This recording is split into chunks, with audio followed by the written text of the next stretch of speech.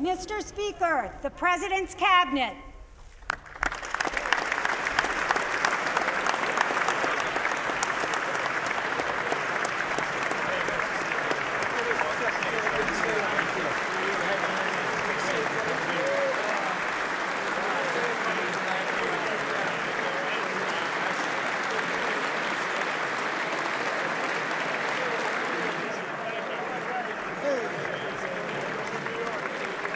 This is a Fox News special presentation.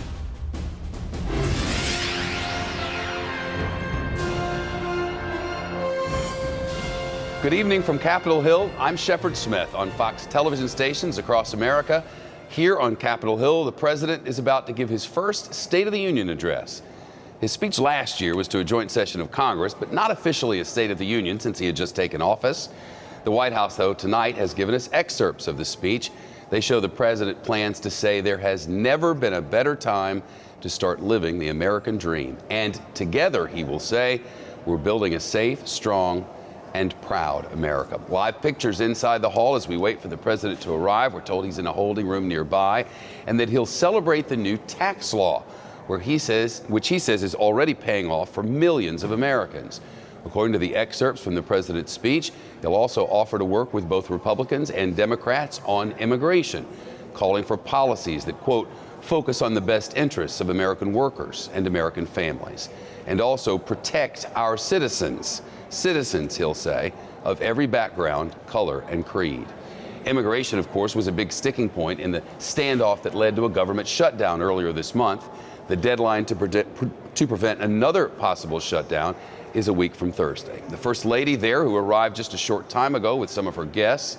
And as we wait for the president to enter, he's getting a chance to make his case tonight to members of both parties and millions of Americans watching at home. The White House says the First Lady, Melania Trump, whom you just saw, will have more than a dozen guests with her tonight. They include the head of an organization that's helped thousands of hurricane victims, a firefighter who rescued dozens of people from a wildfire in Southern California, and a police officer and his wife who adopted a baby from a couple addicted to opioids. As always, one member of the president's cabinet will not be in the House chamber tonight, just in case. This year's designated survivor is the Agriculture Secretary, Sonny Perdue. Shortly after the president speaks, we'll get a Democratic response, that this night from the Massachusetts Congressman Joe Kennedy III, the grandson of the former Senator and Attorney General Robert Kennedy, now a congressman from Massachusetts. We'll bring you that speech live following tonight's State of the Union address. Now let's listen as the Sergeant-at-Arms for the House of Representatives, Paul Irving, introduces the President of the United States, and he will shortly. While we wait, let's go straight to Peter Ducey, Fox News Capitol Hill correspondent, who's live inside the chamber. Peter, good evening. Good evening, Shep. And it sounds like there may be, despite what we've heard in the excerpts about a big focus on the benefits of the tax law, about how the president thinks this is a good time to start a new American model, that there may be some things that we do not expect and that nobody expects. And while we have grown accustomed to surprises from President Trump, that is going to be something that everybody on Wall Street is watching after a bad day there, but also everybody over at the Pentagon is watching because there are these ongoing threats in North Korea, in Iran, and also a growing threat potentially from China. So we have heard some of what the president is going to talk about, but it is the stuff that they say that is going to surprise us that will probably be on the front page tomorrow morning. The First Lady waving in the gallery there. She arrived early, separate from the president tonight.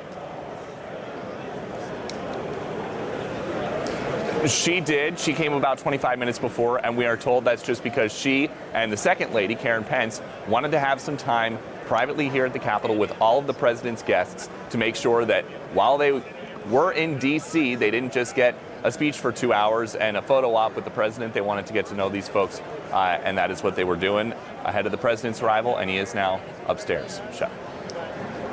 Peter Ducey, live for us. Peter, thank you. We're told that the president has left the holding room, which means he'll be announced momentarily. Let's turn to A.B. Stoddard, associate editor and columnist at RealClearPolitics.com, and our color analyst for the evening. A.B., it's great to see you. Great to be with you, Shep. They say expect a speech all about unity.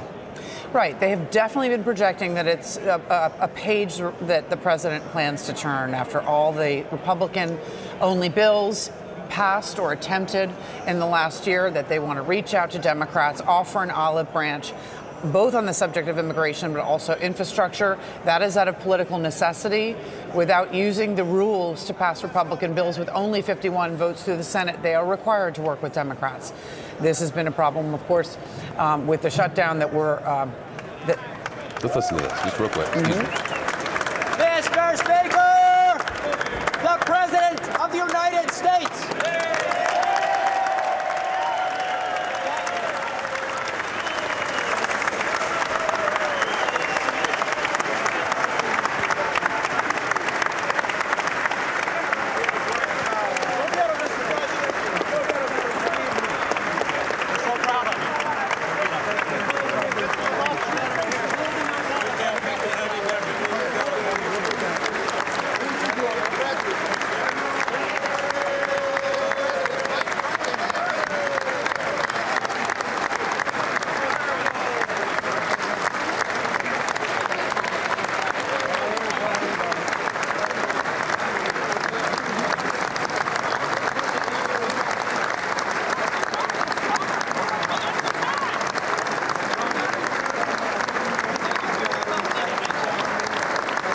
We've been watching this together for a lot of years. This theater moment that every president and members of Congress go through every year is, I don't know, it's always something fun to watch. It is, and this is particularly interesting because the members, obviously, that are the most eager for the best seats and wait in line the earliest are the member usually of the president's party. He's walking in with House Majority Leader Kevin McCarthy, who is the closest person, his closest ally in either chamber in the Congress. Kevin McCarthy is his buddy. Behind him, of course, is Steve Scalise on the right behind Kevin McCarthy, the majority whip who was nearly fatally shot in June at baseball practice and recently was recovering from yet another surgery. It is really, really heartening to everyone in that chamber that Steve Scalise is back in good form and with them tonight. You see Senate minority whip Democrat Dick Durbin over there on the side. In the eager seats. Yes. Chuck Schumer bringing up the trail there. Chuck Schumer is ready to make another deal whenever the president feels like it on immigration and other things. And greeting the members of the Supreme Court. I think we have just one boycotter. Ruth Bader Ginsburg has decided, like some Democratic lawmakers, to skip the event, which I think is unfortunate. 13 Democratic lawmakers, 3 from Illinois, Congressman Lewis from Georgia. An icon like Congressman Lewis is quite a statement. I think they should come to these events and honor the office of the presidency, no matter who is in power. And they should behave themselves when they're there. No screaming, no hooting. But it's a tradition in our democracy that is important to uphold.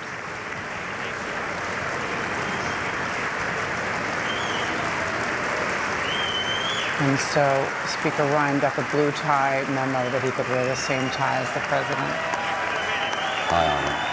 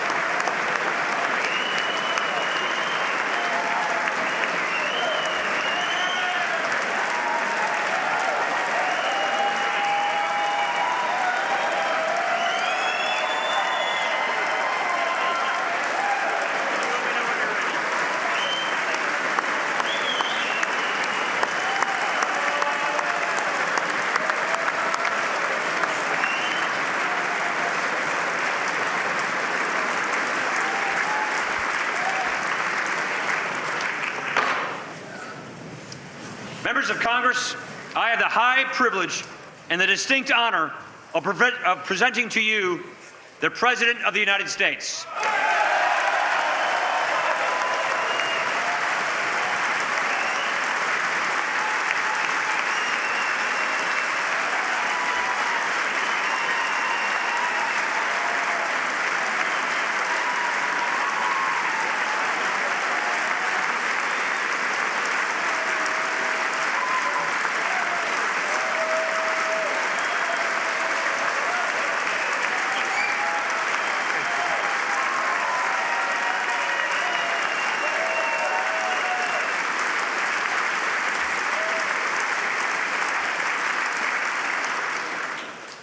Mr. Speaker, Mr. Vice President, members of Congress, the First Lady of the United States, and my fellow Americans. Less than 1 year has passed since I first stood at this podium in this majestic chamber to speak on behalf of the American people and to address their concerns, their hopes, and their dreams. That night, our new administration had already taken very swift action. A new tide of optimism was already sweeping across our land. Each day since, we have gone forward with a clear vision and a righteous mission to make America great again for all Americans.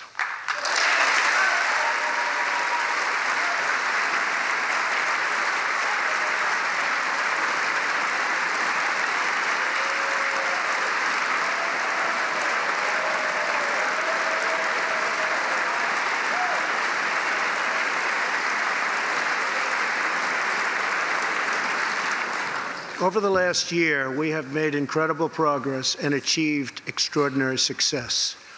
We have faced challenges we expected and others we could never have imagined. We have shared in the heights of victory and the pains of hardship. We have endured floods and fires and storms. But through it all, we have seen the beauty of America's soul and the steel in America's spine. Each test has forged new American heroes to remind us who we are and show us what we can be.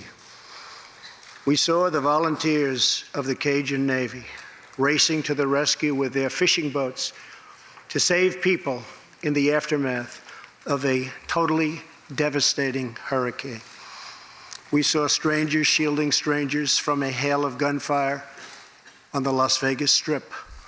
We heard tales of Americans like Coast Guard Petty Officer Ashley Leopard, who is here tonight in the gallery with Melania.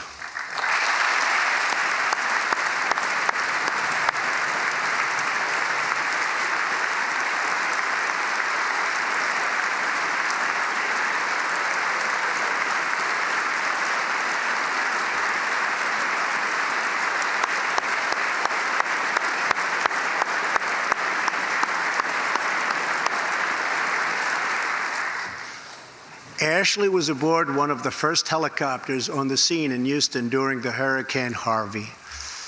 Through 18 hours of wind and rain, Ashley braved live power lines and deep water to help save more than 40 lives. Ashley, we all thank you. Thank you very much.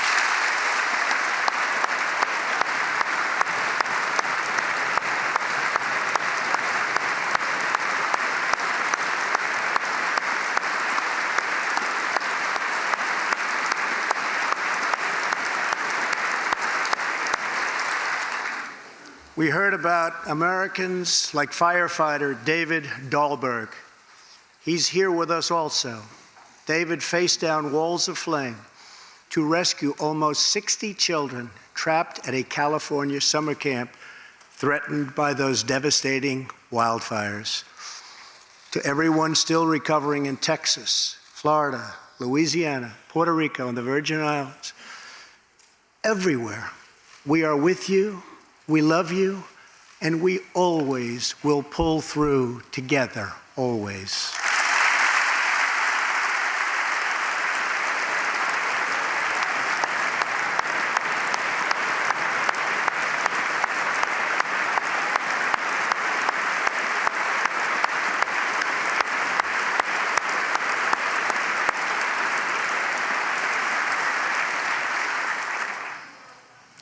Thank you to David and the brave people of California. Thank you very much, David.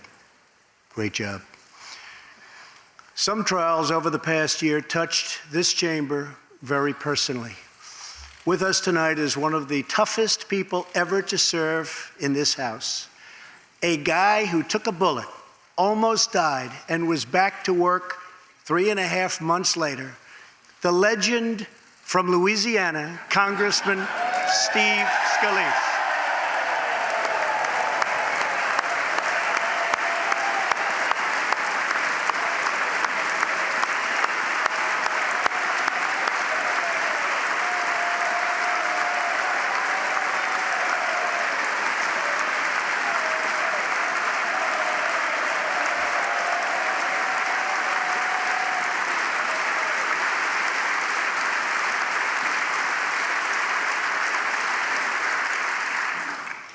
I think they like you, Steve.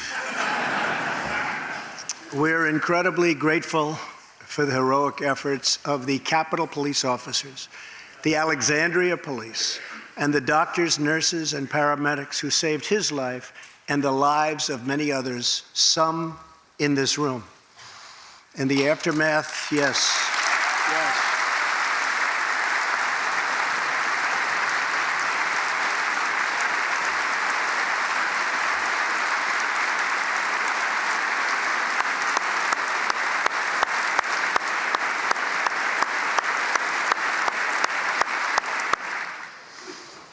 In the aftermath of that terrible shooting, we came together, not as Republicans or Democrats, but as representatives of the people.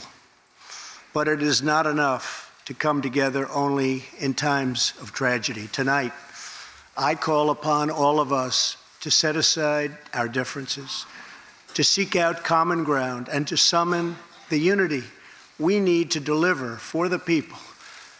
This is really the key. These are the people we were elected to serve.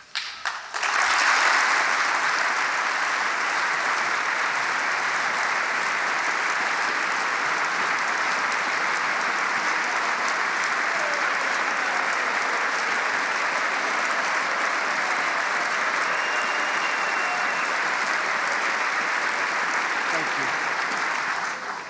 you. Over the last year, the world has seen what we always knew, that no people on earth are so fearless or daring or determined as Americans. If there is a mountain, we climb it. If there's a frontier, we cross it. If there's a challenge, we tame it. If there's an opportunity, we seize it. So let's begin tonight by recognizing that the state of our union is strong, because our people are strong.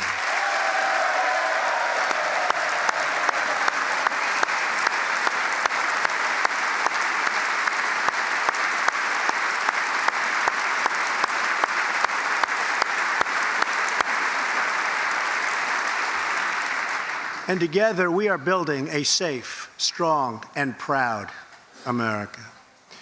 Since the election, we have created 2.4 million new jobs,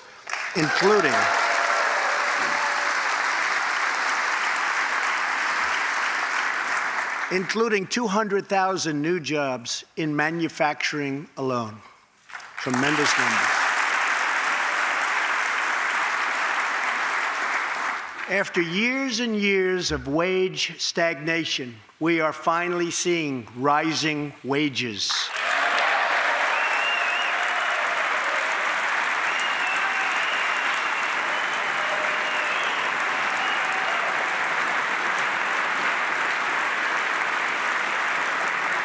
Unemployment claims have hit a 45-year low.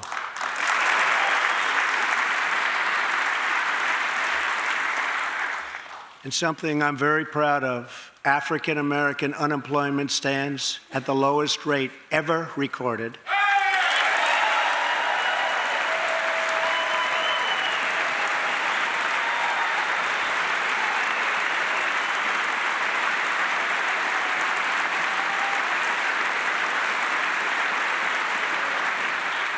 And Hispanic American unemployment has also reached the lowest levels in history.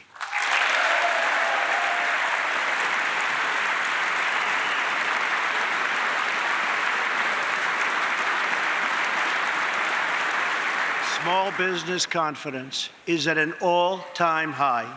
The stock market has smashed one record after another, gaining $8 trillion and more in value in just this short period of time.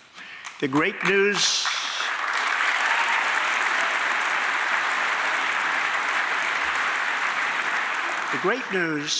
for Americans, 401k, retirement pension, and college savings accounts have gone through the roof.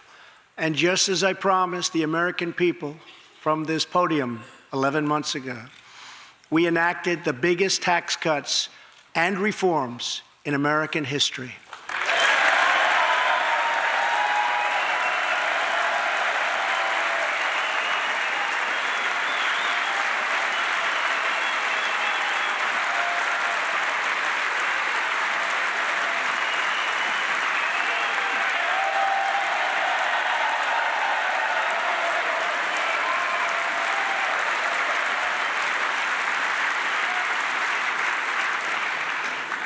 Our massive tax cuts provide tremendous relief for the middle class and small business.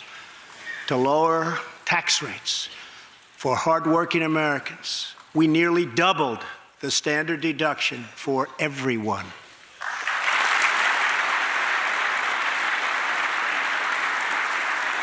Now, the first $24,000 earned by a married couple is completely tax-free.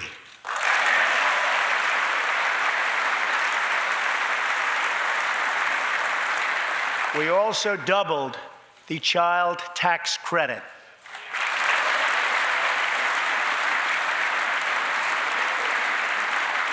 A typical family of four making $75,000 will see their tax bill reduced by $2,000, slashing their tax bill in half.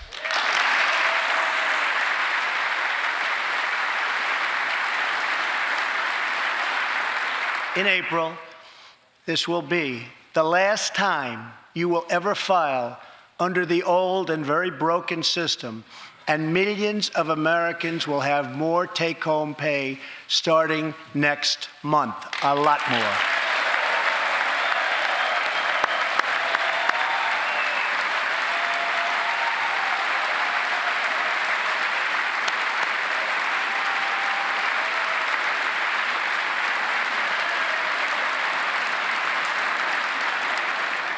We eliminated an especially cruel tax that fell mostly on Americans making less than $50,000 a year, forcing them to pay tremendous penalties simply because they couldn't afford government-ordered health plans.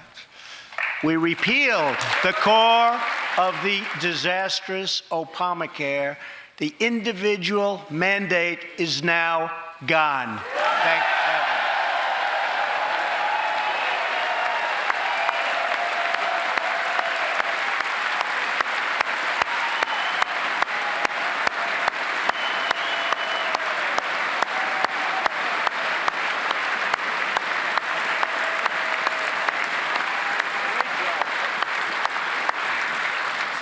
We slashed the business tax rate from 35% all the way down to 21%, so American companies can compete and win against anyone else anywhere in the world.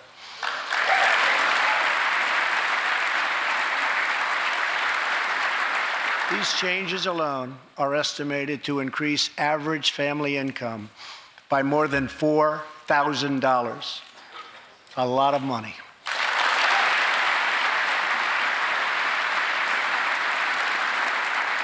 Small businesses have also received a massive tax cut and can now deduct 20% of their business income. Here tonight are Steve Staub and Sandy Keplinger of Staub Manufacturing, a small, beautiful business in Ohio. They've just finished the best year in their 20-year history.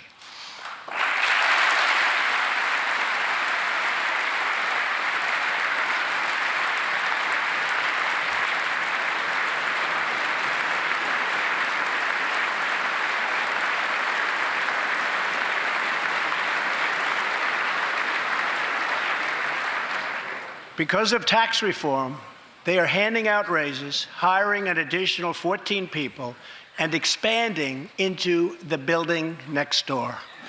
Good feeling.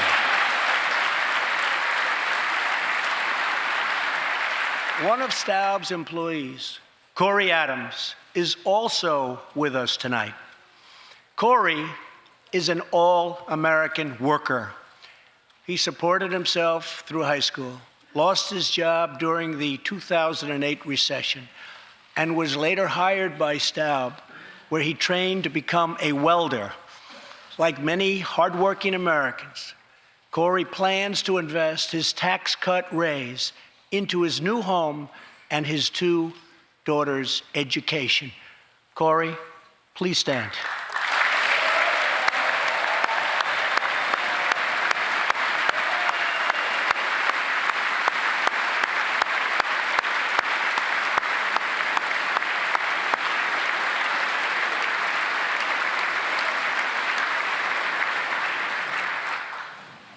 And he's a great welder.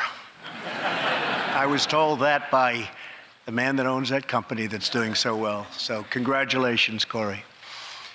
Since we passed tax cuts, roughly 3 million workers have already gotten tax cut bonuses, many of them thousands and thousands of dollars per worker, and it's getting more every month, every week. Apple has just announced it plans to invest a total of $350 billion in America and hire another 20,000 workers.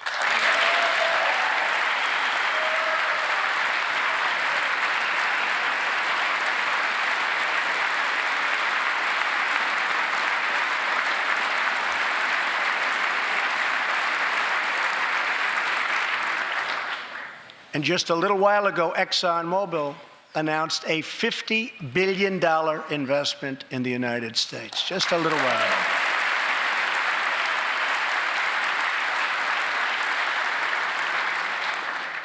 This, in fact, is our new American moment. There has never been a better time to start living the American dream. So to every citizen watching at home tonight, no matter where you've been or where you've come from, this is your time. If you work hard, if you believe in yourself, if you believe in America, then you can dream anything. You can be anything. And together, we can achieve absolutely anything.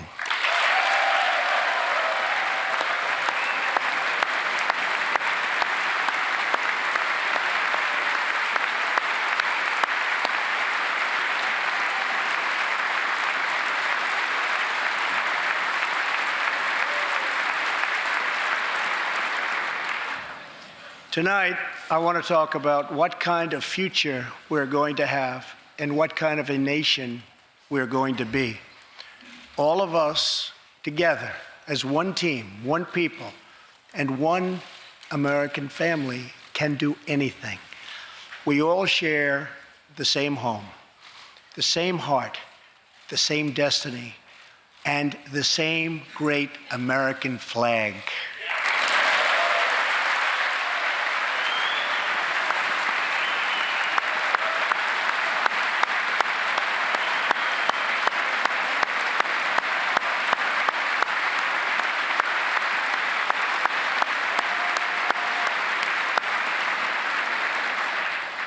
Together, we are rediscovering the American way. In America, we know that faith and family, not government and bureaucracy, are the center of American life. The motto is, "In God we trust."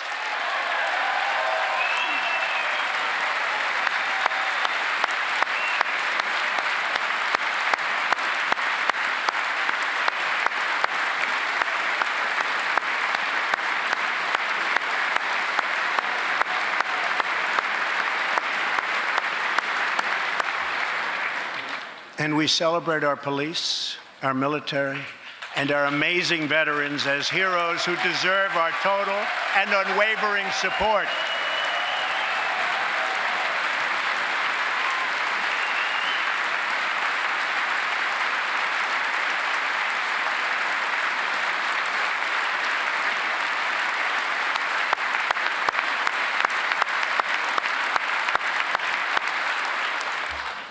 Here tonight is Preston Sharp, a 12-year-old boy from Redding, California, who noticed that veterans' graves were not marked with flags on Veterans Day. He decided all by himself to change that and started a movement that has now placed 40,000 flags at the graves of our great heroes. Preston, a job well done.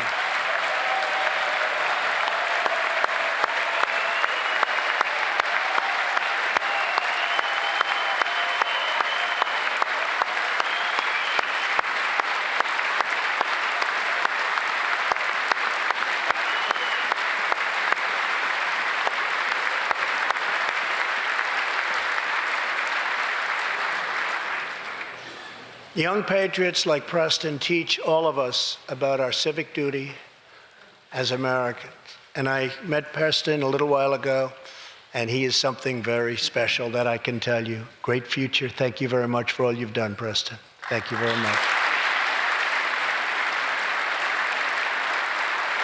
Preston's reverence for those who have served our nation reminds us of why we salute our flag, why we put our hands on our hearts for the Pledge of Allegiance, and why we proudly stand for the national anthem.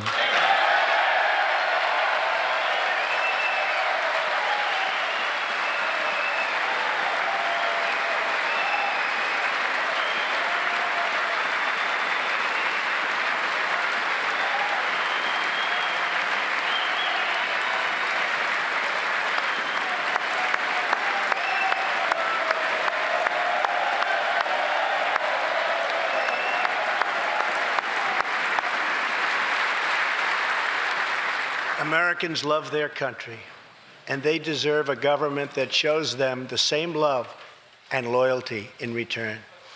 For the last year, we have sought to restore the bonds of trust between our citizens and their government.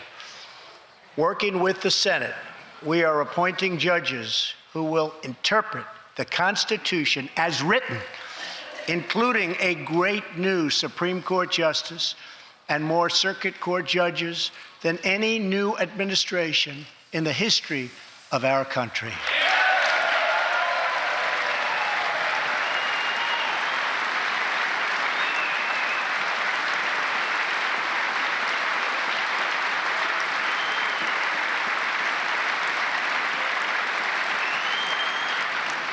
We are totally defending our Second Amendment and have taken historic actions to protect religious liberty.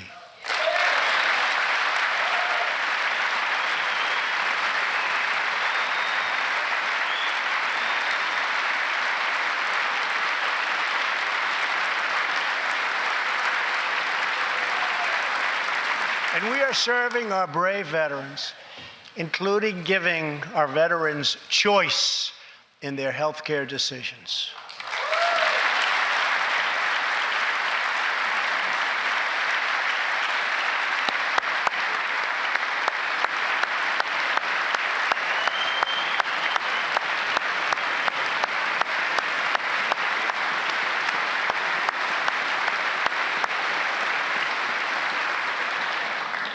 Last year, Congress also passed, and I signed, the landmark VA Accountability Act.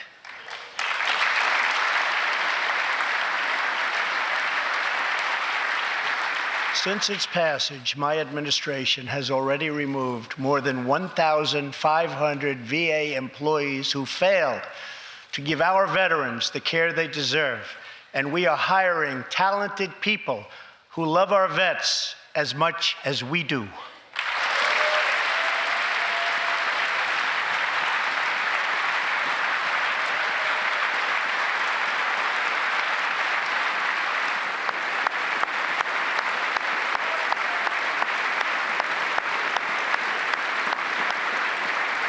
And I will not stop until our veterans are properly taken care of, which has been my promise to them from the very beginning of this great journey.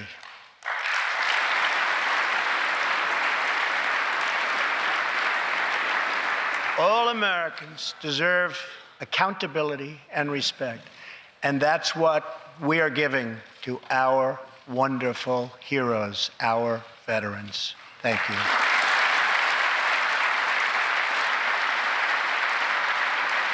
So tonight I call on Congress to empower every cabinet secretary with the authority to reward good workers and to remove federal employees who undermine the public trust or fail the American people.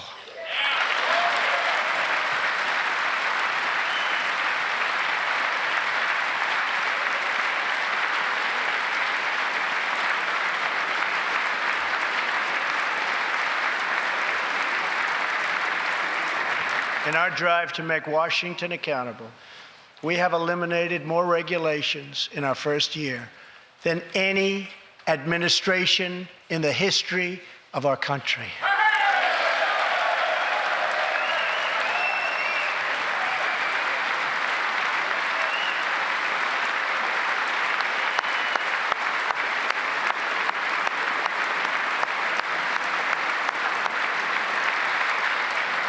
We have ended the war on American energy, and we have ended the war on beautiful, clean coal.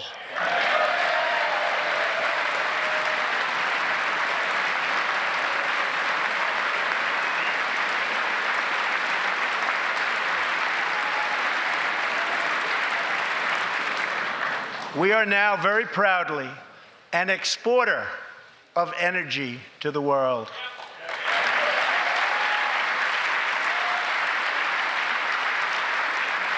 In Detroit, I halted government mandates that crippled America's great, beautiful auto workers so that we can get Motor City revving its engines again, and that's what's happening.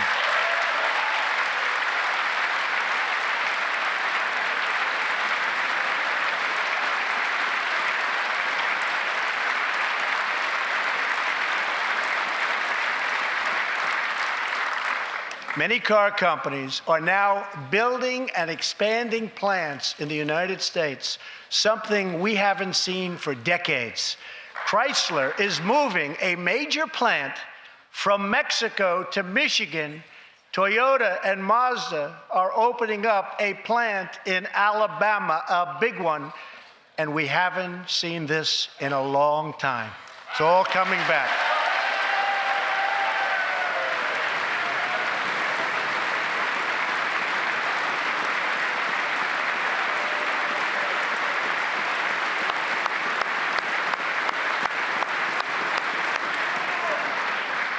Very soon, auto plants and other plants will be opening up all over our country. This is all news Americans are totally unaccustomed to hearing. For many years, companies and jobs were only leaving us. But now, they are roaring back, they're coming back, they want to be where the action is, they want to be in the United States of America. That's where they want to be.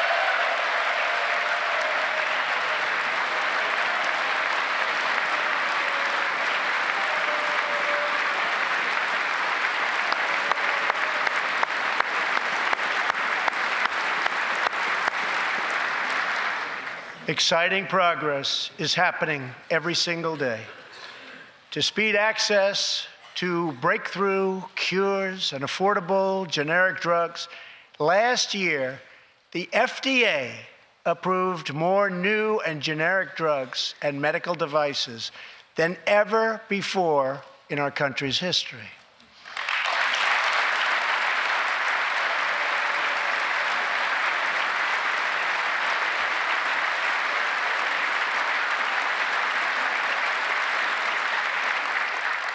We also believe that patients with terminal conditions, terminal illness, should have access to experimental treatment immediately that could potentially save their lives.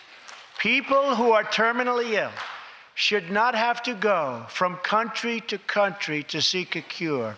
I want to give them a chance right here at home It's time for Congress to give these wonderful, incredible Americans the right to try.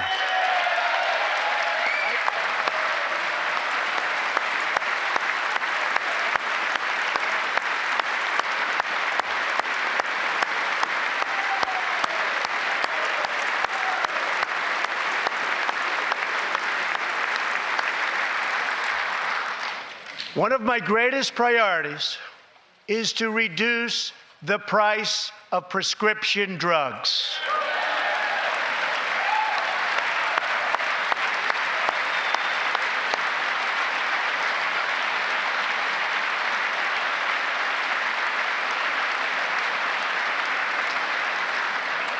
In many other countries, these drugs cost far less than what we pay in the United States, and it's very, very unfair. That is why I've directed my administration to make fixing the injustice of high drug prices one of my top priorities for the year.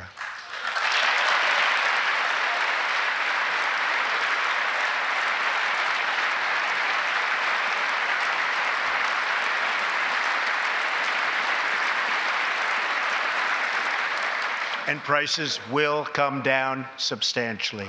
Watch. America has also finally turned the page on decades of unfair trade deals that sacrificed our prosperity and shipped away our companies, our jobs, and our wealth. Our nation has lost its wealth, but we're getting it back so fast. The era of economic surrender is totally over. From now on, we expect trading relationships to be fair and, very importantly, reciprocal.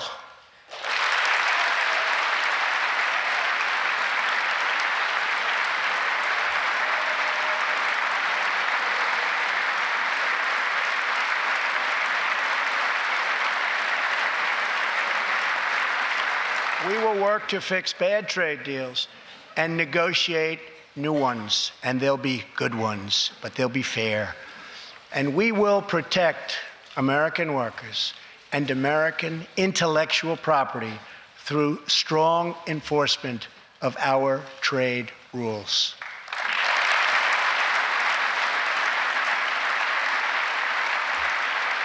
As we rebuild our industries, it is also time to rebuild our crumbling infrastructure.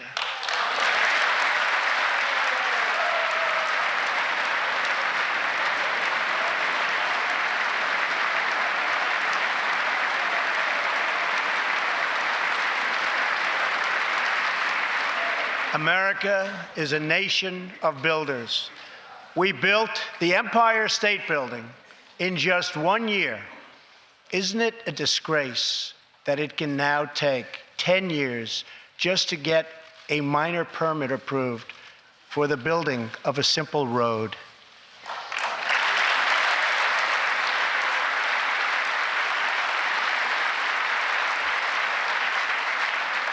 I am asking both parties to come together to give us safe, fast, reliable, and modern infrastructure that our economy needs and our people deserve.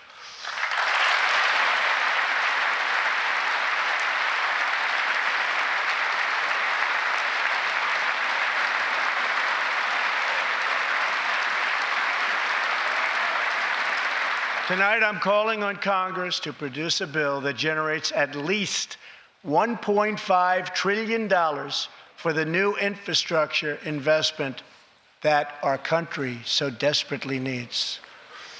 Every federal dollar should be leveraged by partnering with state and local governments and, where appropriate, tapping into private sector investment to permanently fix the infrastructure deficit, and we can do it.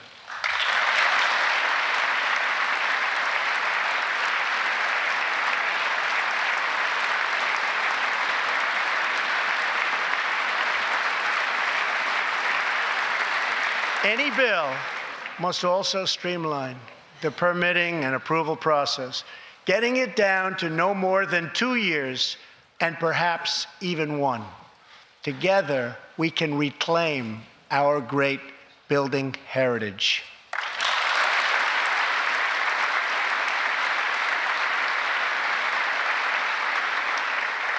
We will build gleaming new roads, bridges, highways, railways, and waterways all across our land. And we will do it with American heart, American hands, and American grit.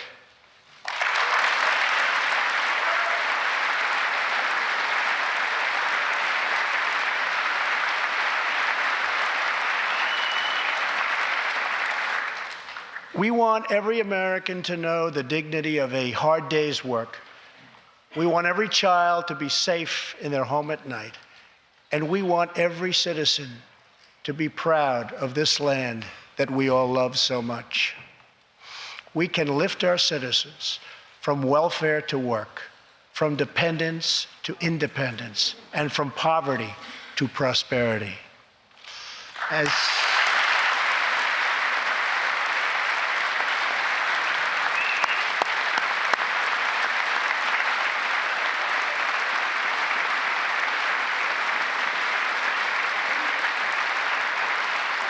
tax cuts create new jobs, let's invest in workforce development and let's invest in job training, which we need so badly.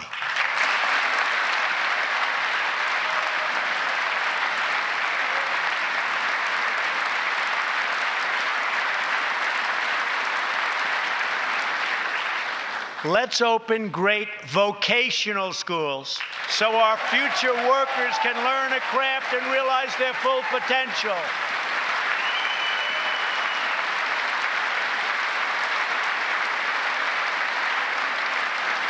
And let's support working families by supporting paid family leave.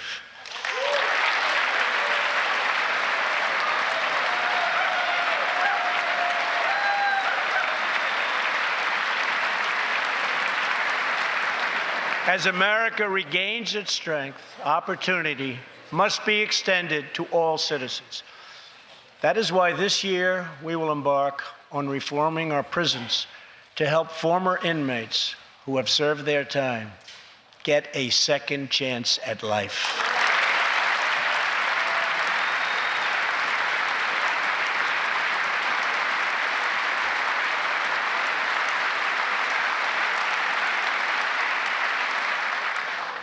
Struggling communities, especially immigrant communities, will also be helped by immigration policies that focus on the best interests of American workers and American families. For decades, open borders have allowed drugs and gangs to pour into our most vulnerable communities. They've allowed millions of low-wage workers to compete for jobs and wages against the poorest Americans.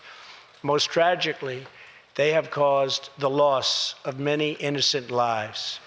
Here tonight are two fathers and two mothers, Evelyn Rodriguez, Freddie Cuevas, Elizabeth Alvarado, and Robert Mickens.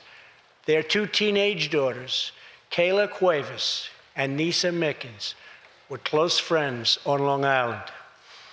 But in September 2016, on the eve of Nisa's 16th birthday, such a happy time it should have been, neither of them came home.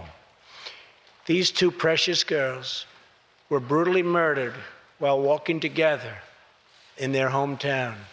6 members of the savage MS-13 gang have been charged with Kayla and Nisa's murders.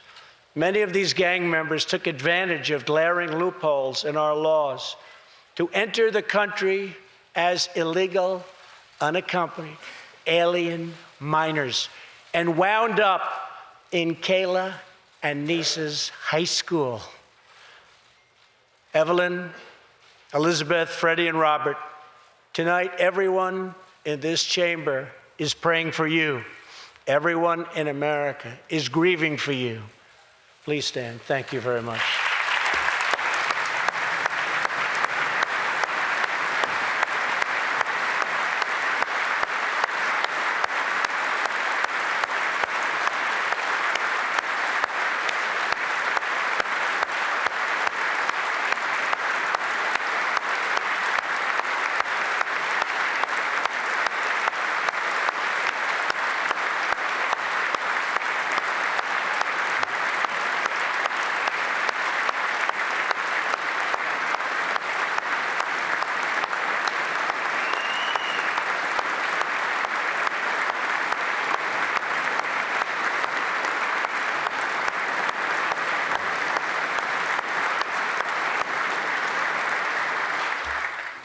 want you to know that 320 million hearts are right now breaking for you. We love you. Thank you.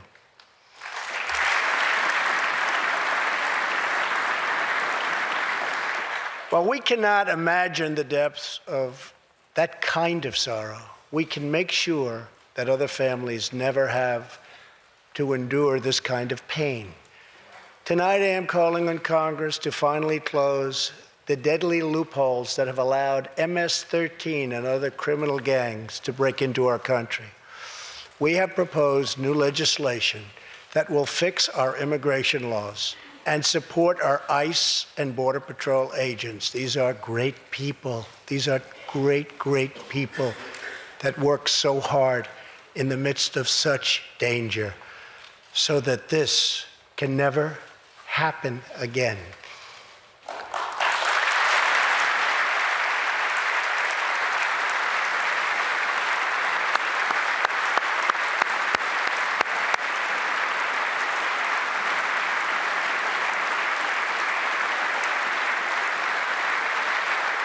The United States is a compassionate nation. We are proud that we do more than any other country anywhere in the world to help the needy, the struggling, and the underprivileged all over the world. But as President of the United States, my highest loyalty, my greatest compassion, my constant concern is for America's children, America's struggling workers, and America's forgotten communities.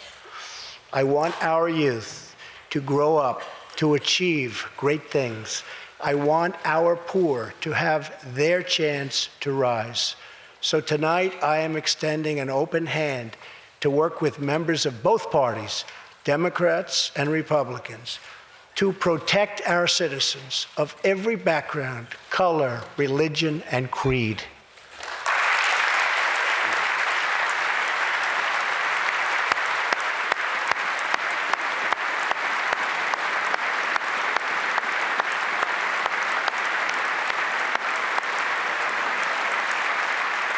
My duty, and the sacred duty of every elected official in this chamber, is to defend Americans, to protect their safety, their families, their communities, and their right to the American dream. Because Americans are dreamers too.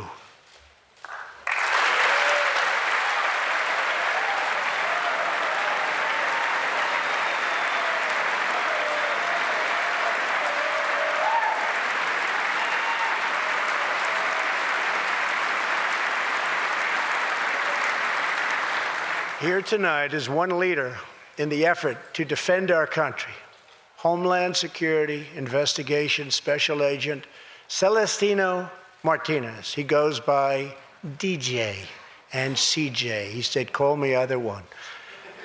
So we'll call you CJ. Served 15 years in the Air Force before becoming an ICE agent and spending the last 15 years fighting gang violence and getting dangerous criminals off of our streets. Tough job. At one point, MS-13 leaders ordered CJ's murder, and they wanted it to happen quickly. But he did not cave to threats or to fear.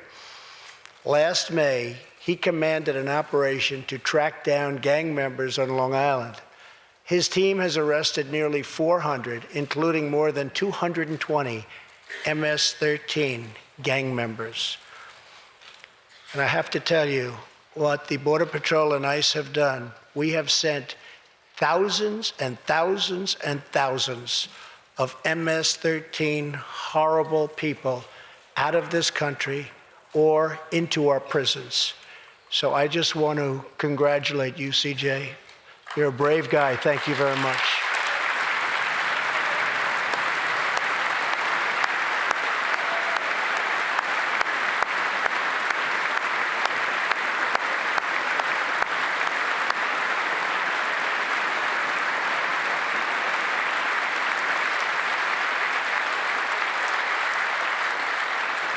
And I asked CJ, what's the secret? He said, we're just tougher than they are. And I like that answer.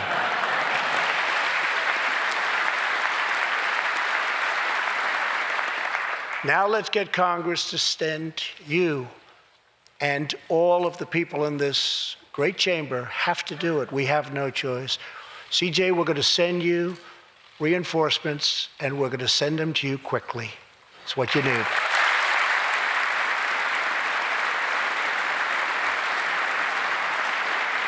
Over the next few weeks, the House and Senate will be voting on an immigration reform package. In recent months, my administration has met extensively with both Democrats and Republicans to craft a bipartisan approach to immigration reform. Based on these discussions, we presented Congress with a detailed proposal that should be supported by both parties as a fair compromise, one where nobody gets everything they want, but where our country gets the critical reforms it needs and must have.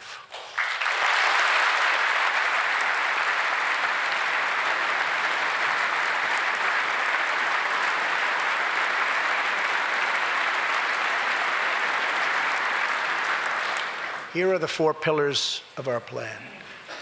The first pillar of our framework generously offers a path to citizenship for 1.8 million illegal immigrants who were brought here by their parents at a young age.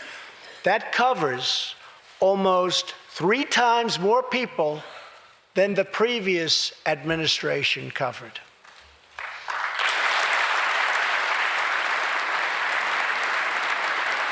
Under our plan, those who meet education and work requirements and show good moral character will be able to become full citizens of the United States over a 12-year period.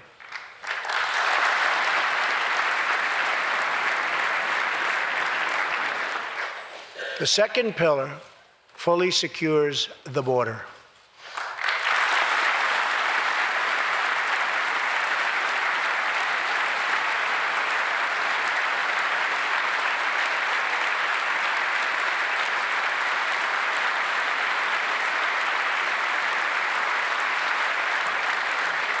That means building a great wall on the southern border, and it means hiring more heroes like CJ to keep our communities safe.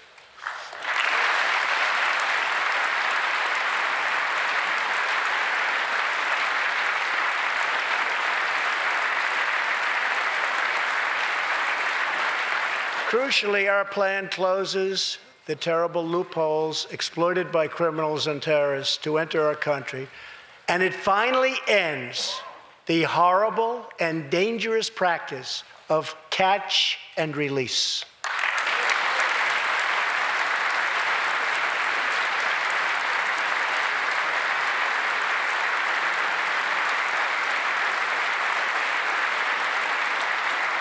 The third pillar ends the visa lottery, a program that randomly hands out green cards without any regard for skill, merit, or the safety of American people.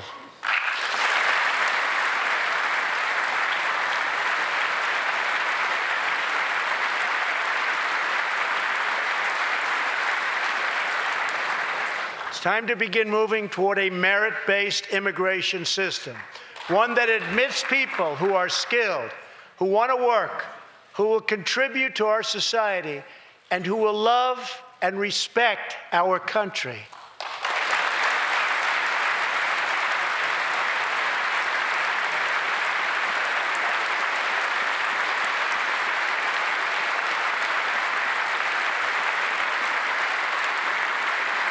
The fourth and final pillar protects the nuclear family by ending chain migration.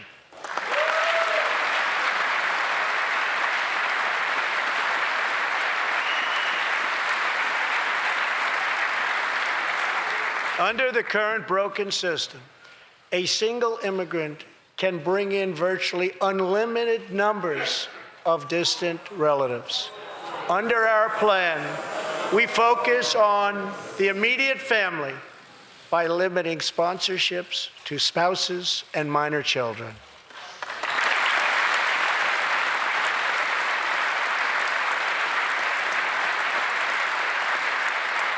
This vital reform is necessary not just for our economy, but for our security and for the future of America.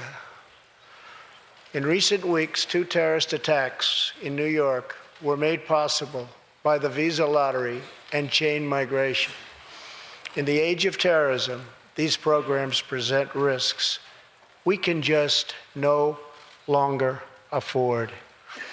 It's time to reform.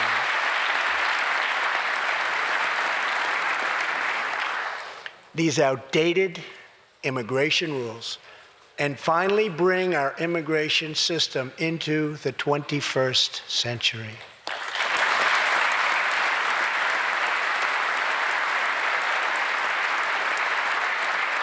These 4 pillars represent a down-the-middle compromise and one that will create a safe, modern, and lawful immigration system. For over 30 years, Washington has tried and failed to solve this problem. This Congress can be the one that finally makes it happen. Most importantly, these 4 pillars will produce legislation that fulfills my ironclad pledge to sign a bill that puts America first.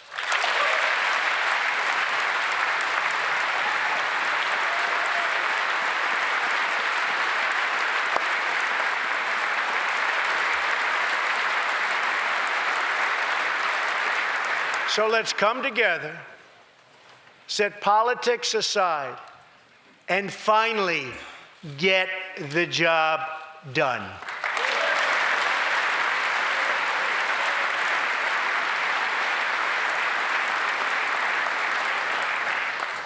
These reforms will also support our response to the terrible crisis of opioid and drug addiction. Never before has it been like it is now. It is terrible. We have to do something about it. In 2016, we lost 64,000 Americans to drug overdoses, 174 deaths per day, 7 per hour. We must get much tougher on drug dealers and pushers if we are going to succeed in stopping this scourge.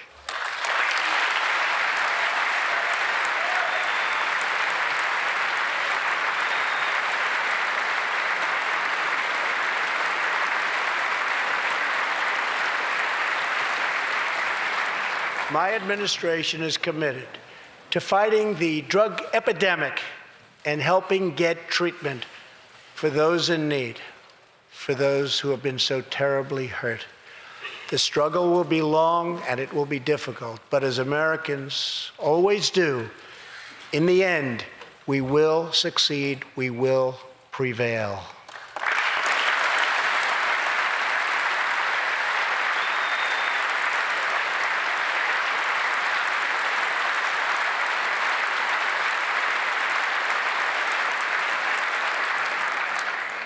As we have seen tonight, the most difficult challenges bring out the best in America. We see a vivid expression of this truth in the story of the Holetz family of New Mexico. Ryan Holetz is 27 years old, an officer with the Albuquerque Police Department. He's here tonight with his wife, Rebecca.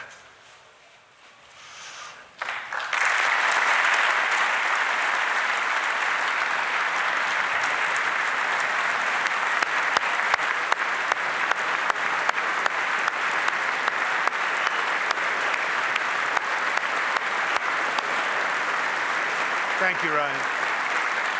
Last year, Ryan was on duty when he saw a pregnant, homeless woman preparing to inject heroin. When Ryan told her she was going to harm her unborn child, she began to weep. She told him she didn't know where to turn, but badly wanted a safe home for her baby. In that moment, Ryan said he felt God speak to him. You will do it because you can. He heard those words. He took out a picture of his wife and their 4 kids. Then he went home to tell his wife, Rebecca. In an instant, she agreed to adopt. The Hollettes named their new daughter Hope. Ryan and Rebecca, you embody the goodness of our nation. Thank you.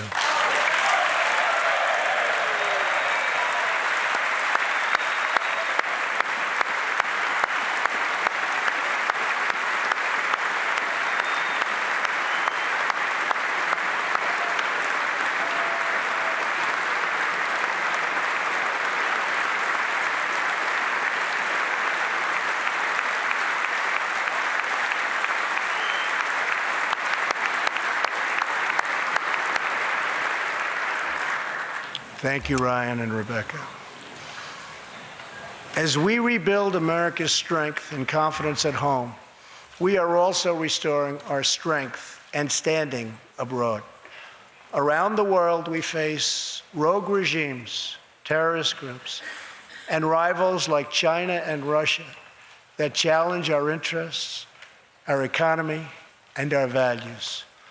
In confronting these horrible dangers, we know that weakness is the surest path to conflict, and unmatched power is the surest means to our true and great defense.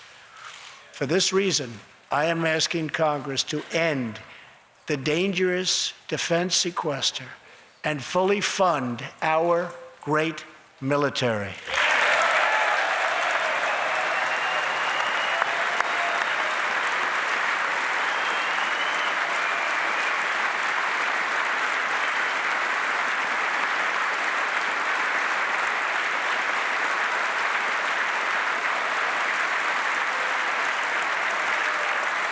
As part of our defense, we must modernize and rebuild our nuclear arsenal, hopefully never having to use it, but making it so strong and so powerful that it will deter any acts of aggression by any other nation or anyone else.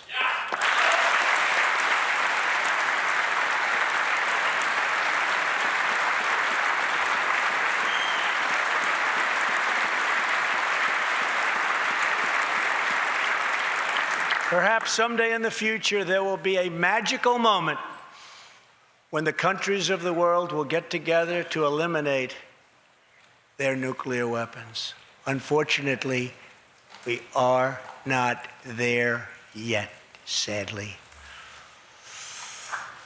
Last year, I also pledged that we would work with our allies to extinguish ISIS from the face of the earth. 1 year later, I am proud to report that the coalition to defeat ISIS has liberated very close to 100% of the territory just recently held by these killers in Iraq and in Syria and in other locations as well.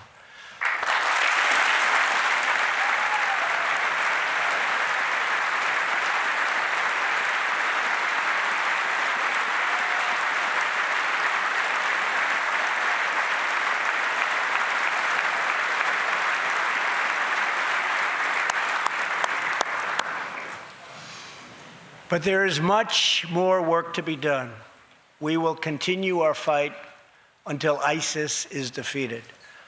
Army Staff Sergeant Justin Peck is here tonight. Near Raqqa last November, Justin and his comrade, Chief Petty Officer Kenton Stacy, were on a mission to clear buildings that ISIS had rigged with explosive, so that civilians could return to that city, hopefully soon and hopefully safely. Clearing the second floor of a vital hospital, Kenton Stacy was severely wounded by an explosion. Immediately, Justin bounded into the booby-trapped and unbelievably dangerous and unsafe building and found Kenton, but in very, very bad shape. He applied pressure to the wound and inserted a tube to reopen an airway. He then performed CPR for 20 straight minutes during the ground transport and maintained artificial respiration through 2.5 hours and through emergency surgery. Kenton Stacy would have died if it were not for Justin's selfless love for his fellow warrior. Tonight, Kenton is recovering in Texas. Raqqa is liberated, and Justin is wearing his new Bronze Star with a V for valor. Staff Sergeant Peck, all of America salutes you.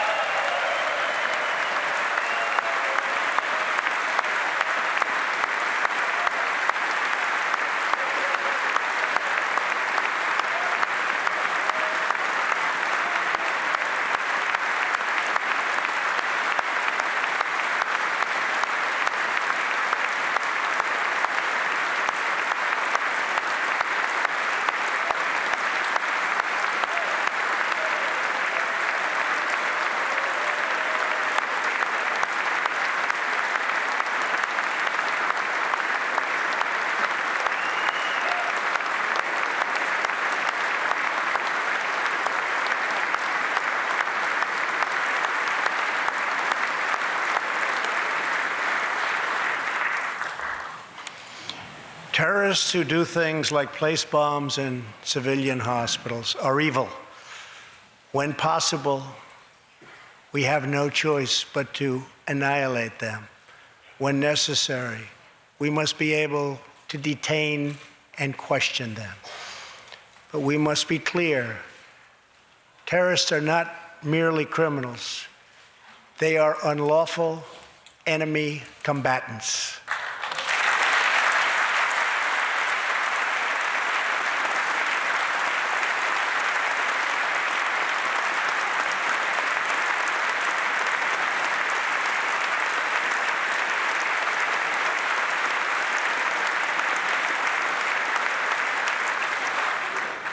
And when captured overseas, they should be treated like the terrorists they are. In the past, we have foolishly released hundreds and hundreds of dangerous terrorists, only to meet them again on the battlefield, including the ISIS leader, al-Baghdadi, who we captured, who we had, who we released. So today, I'm keeping another promise. I just signed, prior to walking in, an order directing Secretary Mattis, who is doing a great job. Thank you.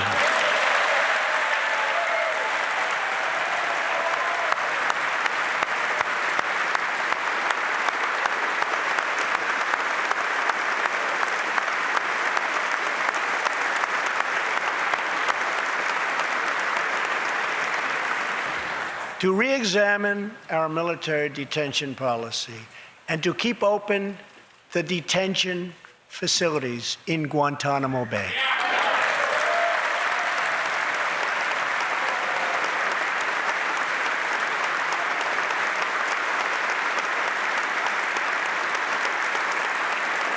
I am asking Congress to ensure that in the fight against ISIS and al-Qaeda, we continue to have all necessary power to detain terrorists wherever we chase them down, wherever we find them.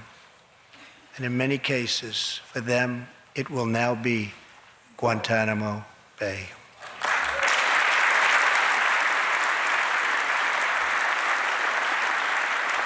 At the same time, as of a few months ago, our warriors in Afghanistan have new rules of engagement.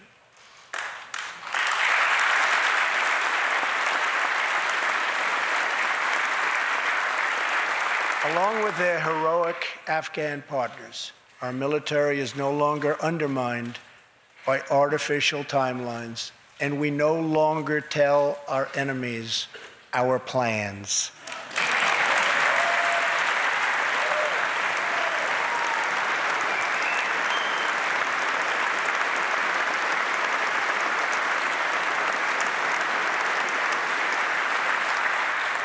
Last month, I also took an action endorsed unanimously by the U.S. Senate just months before. I recognized Jerusalem as the capital of Israel.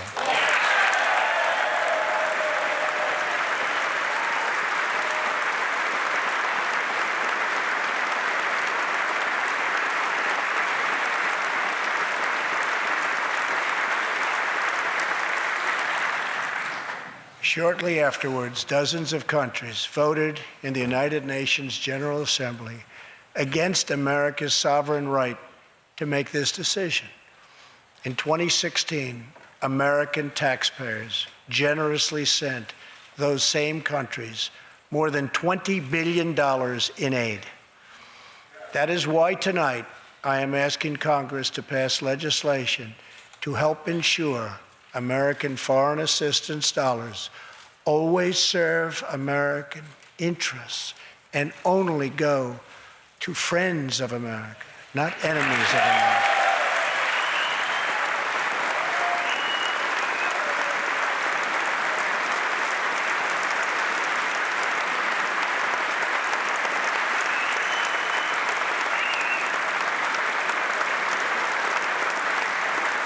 As we strengthen friendships all around the world, we are also restoring clarity about our adversaries. When the people of Iran rose up against the crimes of their corrupt dictatorship, I did not stay silent. America stands with the people of Iran in their courageous struggle for freedom.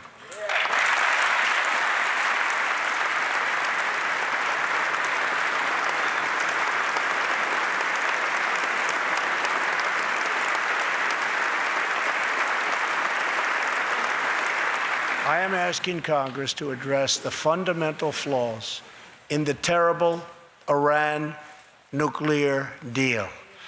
My administration has also imposed tough sanctions on the communist and socialist dictatorships in Cuba and Venezuela.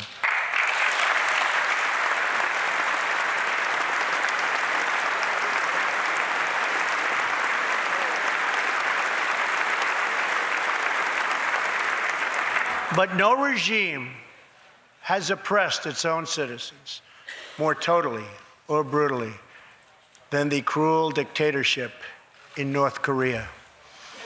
North Korea's reckless pursuit of nuclear missiles could very soon threaten our homeland.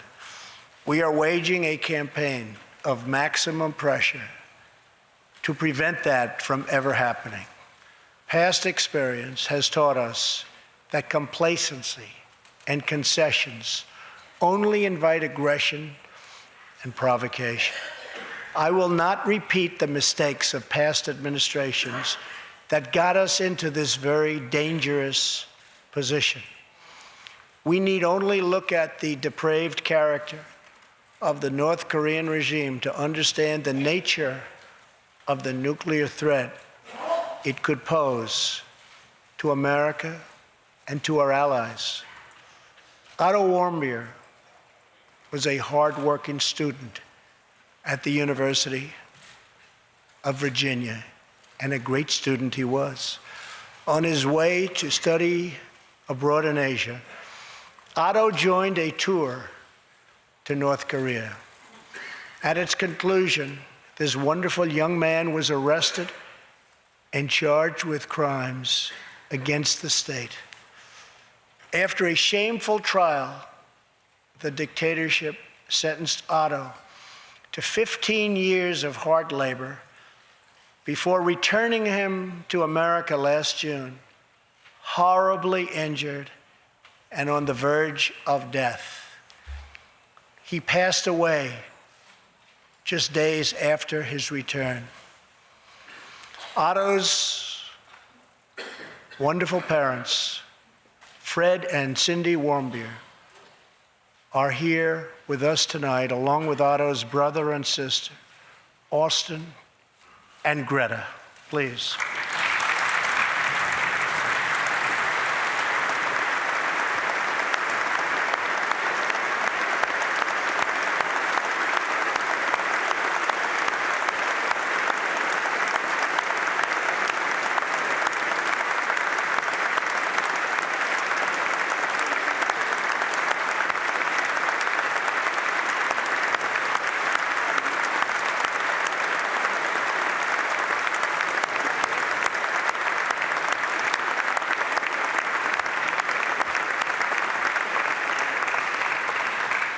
incredible people. You are powerful witnesses to a menace that threatens our world, and your strength truly inspires us all. Thank you very much. Thank you.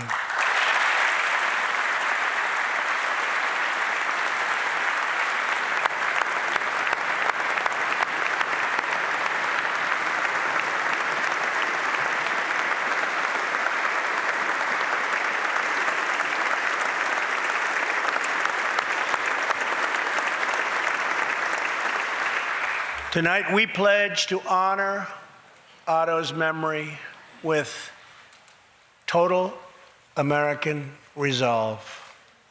Thank you. Finally,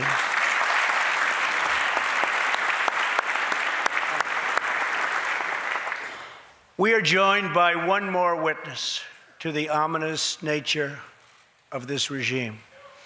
His name is Mr. Ji Sung-ho. In 1996, Sung-ho was a starving boy in North Korea.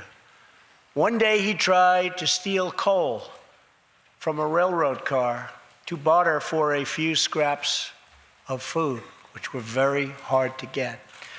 In the process, he passed out on the train tracks, exhausted from hunger.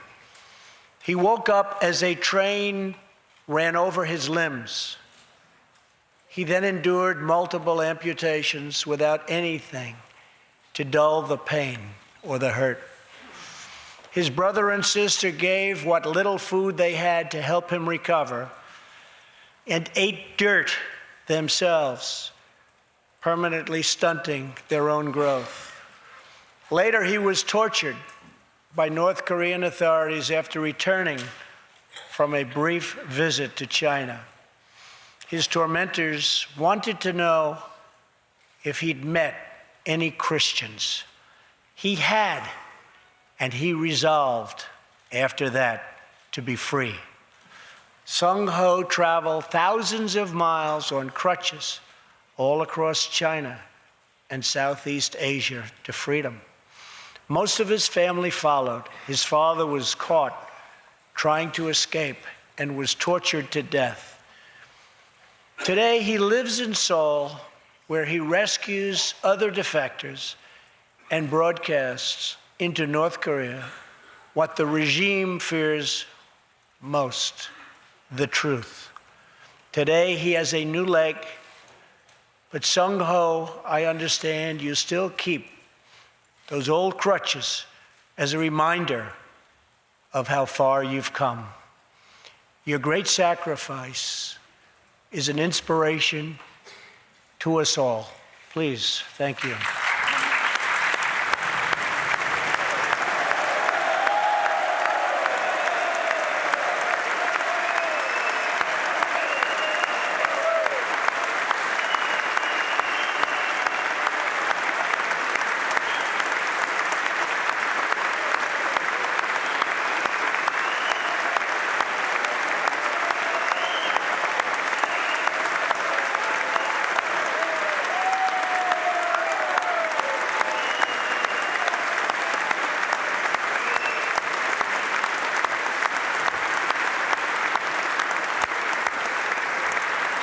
Sung-ho's story is a testament to the yearning of every human soul to live in freedom.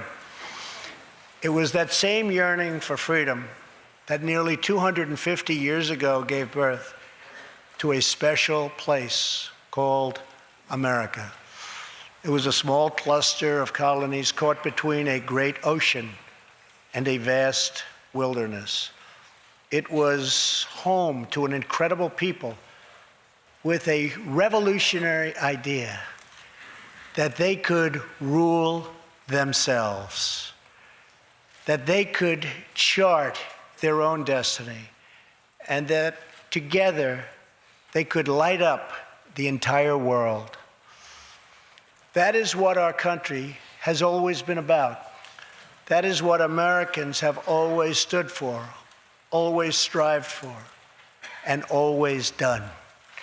Atop the dome of this Capitol stands the Statue of Freedom.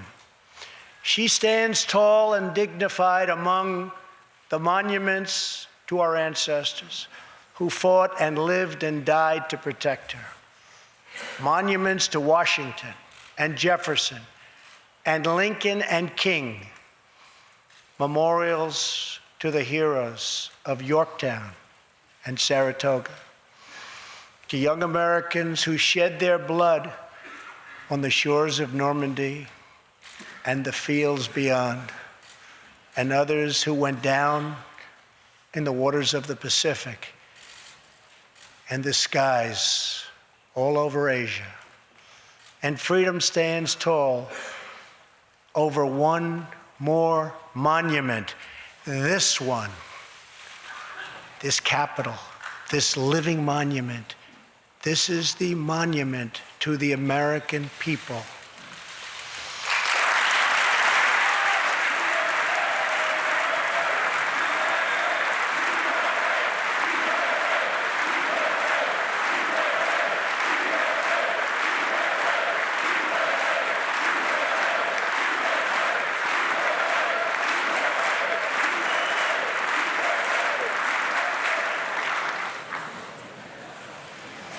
We're a people whose heroes live not only in the past, but all around us, defending hope, pride, and defending the American way.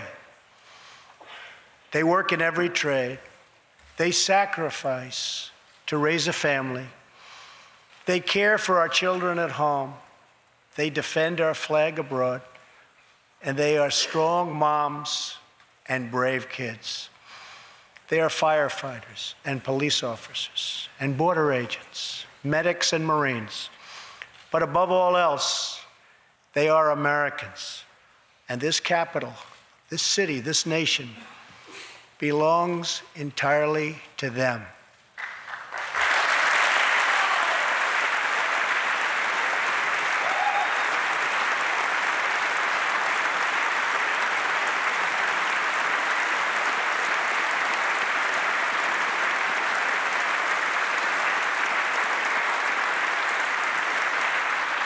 Our task is to respect them, to listen to them, to serve them, to protect them, and to always be worthy of them. Americans fill the world with art and music. They push the bounds of science and discovery, and they forever remind us of what we should never, ever forget. The people dreamed this country. The people built this country. And it's the people who are making America great again.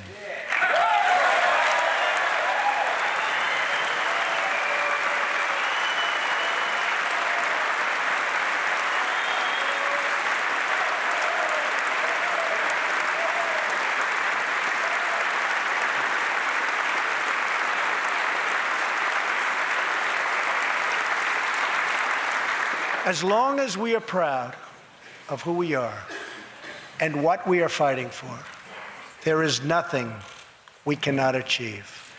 As long as we have confidence in our values, faith in our citizens, and trust in our God, we will never fail. Our families will thrive. Our people will prosper. And our nation will forever be safe and strong and proud and mighty and free. Thank you, and God bless America. Good night.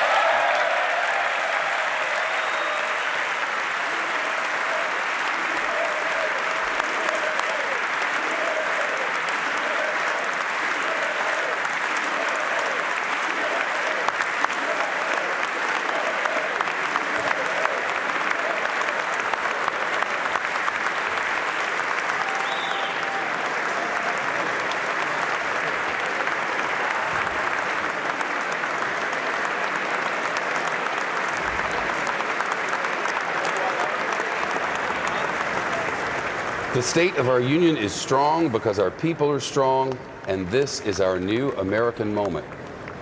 The State of the Union address from the President of the United States, his first, live from Capitol Hill tonight. I'm Shepard Smith in Washington with A.B. Stoddard of Real Clear Politics and RealClearPolitics.com. If you were looking for a sort of boilerplate Republican conservative speech, well delivered, as you said earlier, often poetic, we just had it. Everything was there, Shep, that every Republican wanted to hear, with the exception of addressing a surging debt and our entitlement programs, which is boilerplate Republican. Other than that, it was as conservative as it gets. He never mentioned draining the swamp. I wonder what Steve Bannon is thinking tonight. He hit hard on immigration, talking about crime by immigrants first before talking about a compromise. Maybe to let his supporters know he's going to stick to his promises on a wall and other matters for immigration hawks.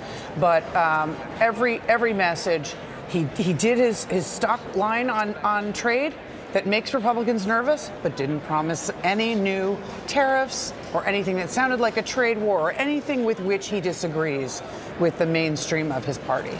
Often the question with this president is not what sort of policies is he about to suggest, what specifics is he going to give. There are almost never specifics on State of the Union night.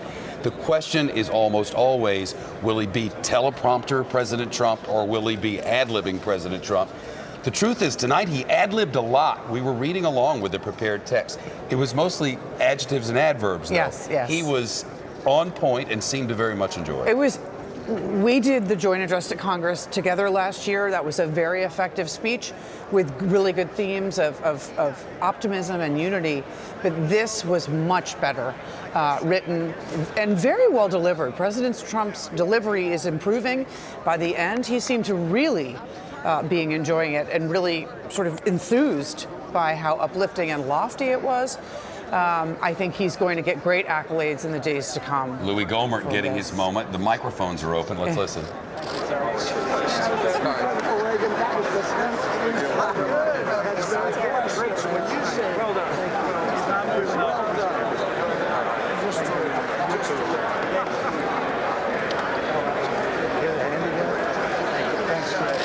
Thanks, fellas.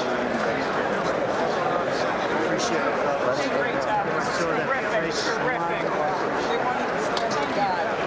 They didn't even stand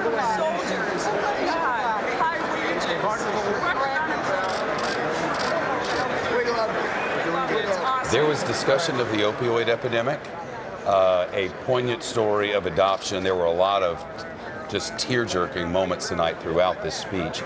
Some really fantastic guests, I thought, some with incredible stories, but no specifics about what to do about this opioid epidemic it's crushing so many parts of our nation. People want specifics. As I said, State of the Union night is rarely a night for specifics, but it would have been a good place for one. Especially with the choice of guests, the parents who adopted that child. All of the guests were excellent choice and all emotionally compelling. But you're right, on the opioid issue, actually there's been much criticism of his administration's effort thus far that they're paying lip service but not actually really activating on this issue. There have been problems with their task force and who's up to speed and people quitting and this type of thing. It is an urgent matter, and the Congress needs to push on this issue as well. I also noticed that he called for an end to the sequester, but no pointing out how to pay for it. This is an increase in military spending that everyone took on in spending cuts, across the board cuts, known as the sequester in 2011, because we went to a near default on the debt. And so that's, again, another issue that got a huge applause line, but no details about how you pay. Reforming our prisons to give people a second chance, but if there were specifics, I didn't understand them. Well, that is an issue. They are reaching out to different coalitions within the Republican Party and Democrats about. I really think that's actually a bipartisan issue with area for hope in terms of cooperation, but no one has a specific plan. They're floating it. No specifics really on infrastructure except speeding permits and this type of thing. This is where the devils are going to be in the details in terms of whether or not they can keep Democrats in the table about new transportation projects, how to pay for them. whether it's just a way to facilitate, as I said, the repeal of environmental laws. That's where you're going to have to get specific to get bipartisanship. A moment by way of observation, so you know what's happening here at home. The clock starts running. Excuse me, it's very dry in here tonight. The clock starts running on the Democratic response when he leaves this chamber. By this time, normally, looking at the clock, the president, whoever it is, the previous one, the one before that, would have been out, but the handshaking continues so that the discussion will continue. And once he leaves the room, we have 5 minutes until the Democratic response begins. Our Peter Ducey is there in the hall. Big crowds around him, Peter.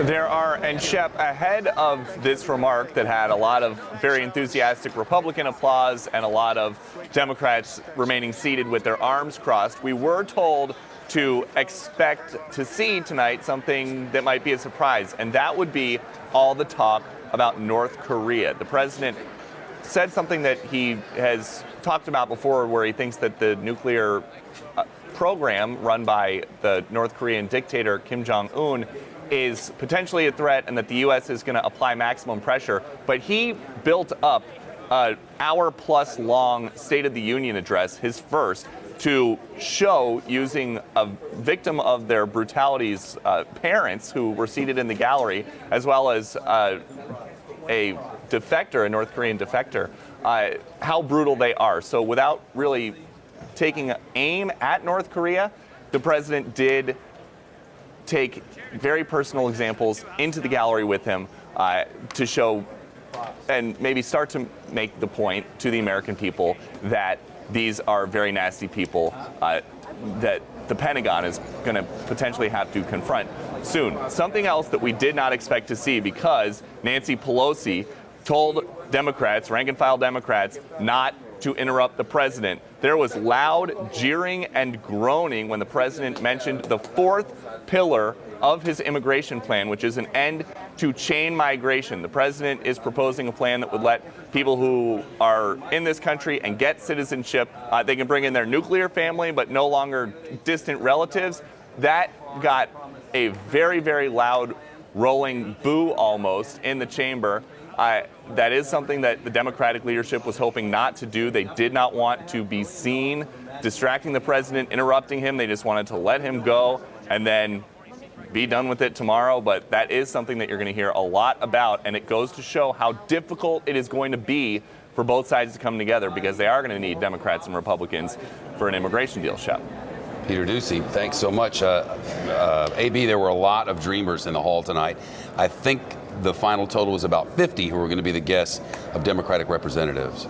Yeah, and there was a word went out that Congressman Gosar of Arizona was going to be asking the Attorney General and the Department of Justice to have people there checking IDs to see here at the Capitol if any illegal immigrants were here and have them arrested. And there was sort of a fight breaking out on Twitter over this. It's quite remarkable. The president, in his comments, Shep, on chain migration, said that anyone coming in here in the past has had the ability just to bring in unlimited numbers of relatives, and that's just simply not true. Yeah, and that got a loud boo. That's why it was prompted. While we wait for the Democratic response, which is just a couple of minutes away, one more thing that I thought was notable.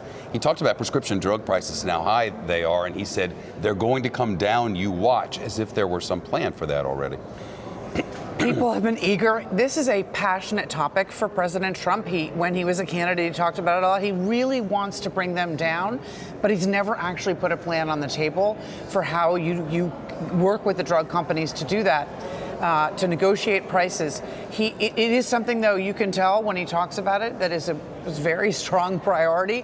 Also, Shep, I should mention, health really polls as an issue Americans urgently want to hear from the president about and want Congress to address. He got a big applause line saying that they've eliminated the mandate in the Affordable Care Act, but that's why you saw him talking about drug prices and also experimental drugs for terminally ill patients, because he's trying to talk to the need for the Republican Party controlling all the levers of government to address this very important issue. They see it in the polling. They know it's going to affect the midterm elections. If you're a Republican and you're a supporter of President Trump, you probably loved what you just saw. And from my Twitter, it looks like if you're a Democrat and you don't support him or his policies, you're mad as a wet hornet, as is often the case in these polarizing times. The Democratic response is coming up, excuse me, 60 seconds from now.